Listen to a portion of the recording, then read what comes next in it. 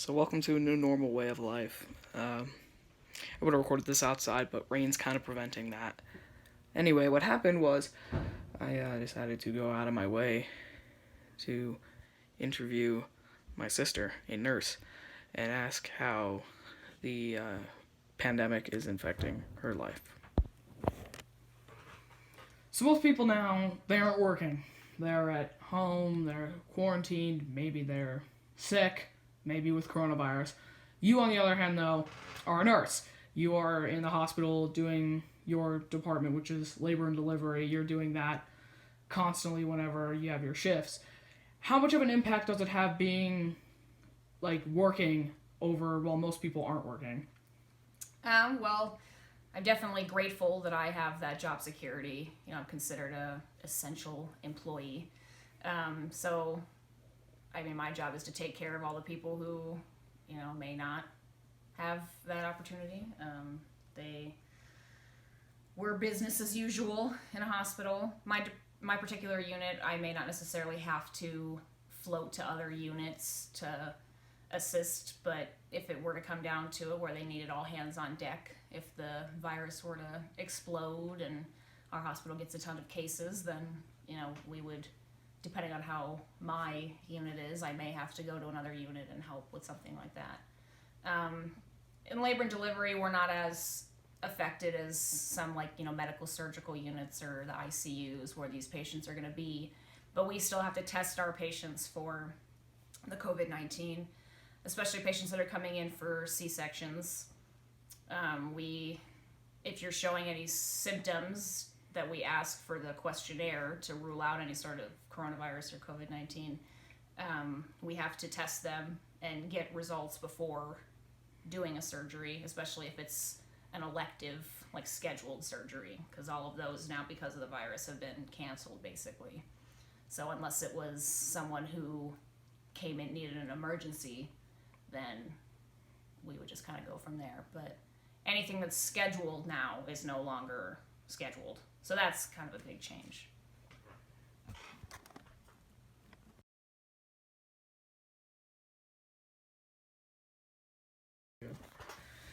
So, you work in a hospital in around the Bay Area, Correct. and of course, California has quite a few coronavirus cases, not as much as other areas like New York. But do you think it makes a difference that you're in California where there are more cases compared to where if you were somewhere like West Virginia, which barely has any right now? Does that make a difference? It's very nerve-wracking just because California obviously is the most populated state in the U.S. But considering everything that's been going on with this virus, and once the social distancing or the quarantining, shelter at home all went into play, California has surprisingly been very good about it and doesn't have nearly as many cases, I think, a lot of us, and really anyone in the U.S. expected to, just based on the population. We've had a couple in the hospitals that I work in. I work in two different hospitals, and we've had cases in both that were positive, but we've implemented the proper precautions in terms of isolating them in the proper negative pressure rooms where the air is being pushed out, and to prevent further exposure, and the proper PPE, personal protective equipment, that we're wearing to prevent further spreading. So, and we get the treatment in them and then transferred them to hospitals that are more higher acuity and can take care of them better. So I think we've been good about keeping it maintained, but anything can change in the next minute, as we've seen with this virus. There's constant updates. So far I think we've kept it under control better than we all expected to.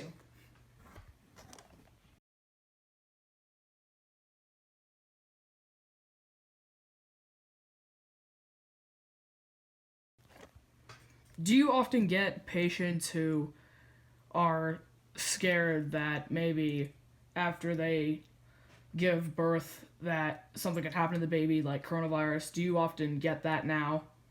Absolutely.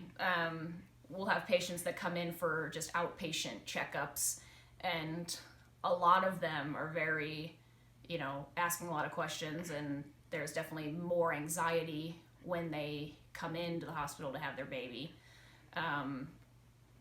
It's nerve-wracking too, because they can't have the support that they usually would. They can only have one person, so that makes it a little more challenging for them too. But I think once they have their baby, we make sure that the baby doesn't leave the mom, and there's really no separation if possible. If the baby has to go to the NICU, then that becomes a little bit more nerve-wracking, just because these babies are very compromised. They have some sort of complications, but again, we control the situation as best as we can, use all the proper equipment, control people coming in and out, not cycling through, just to prevent any unnecessary exposure.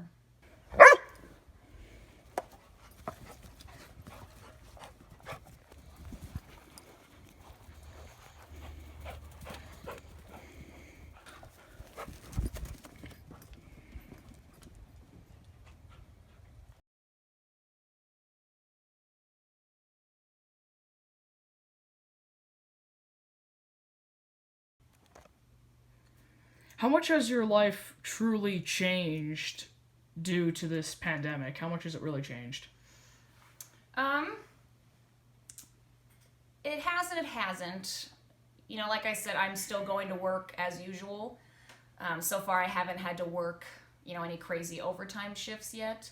So my life in that sense hasn't really changed, but it has definitely made me more aware of how important my job is, and it makes me really grateful for the career that I'm in and my fellow coworkers, nurses. We're a family anyway, usually on our unit, but now we've all really come together to try to beat this and get through it and support our patients as best as we can, providing that education. But it's also made me truly, truly grateful for everybody else out there. I mean, not only doctors and nurses, but our respiratory therapists. I mean, they're key for the COVID-19. Without them, we wouldn't be able to do our jobs. The housekeepers, in the environmental services in the hospital, cleaning everything. I mean, we couldn't do our job without them either. And not even in the hospitals. I mean, I've been so much more grateful for grocery store workers and security and gas station workers, these jobs and careers that may be taken for granted in our everyday lives, that when something like this happens, you realize how many people truly are essential, not just us doctors and nurses.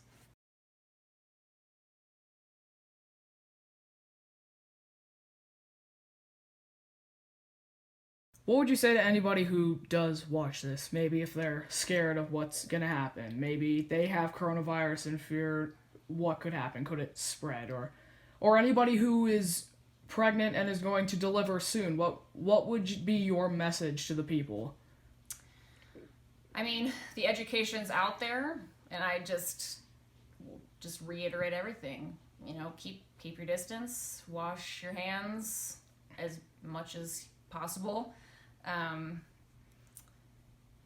Don't put yourself in a situation where you could be compromised, especially, pregnant women or the elderly population or any of those populations that could be more compromised than a normal, average, healthy adult. The quarantine, the social distancing, just keep yourself safe and be aware, keeping up to date with all of the information. If if someone tests positive for it, follow all instructions that you get. Take anything that you're supposed to, take care of your symptoms, and just taking care of yourself and being aware of yourself and being aware of the people around you. I mean, that's really all you can say.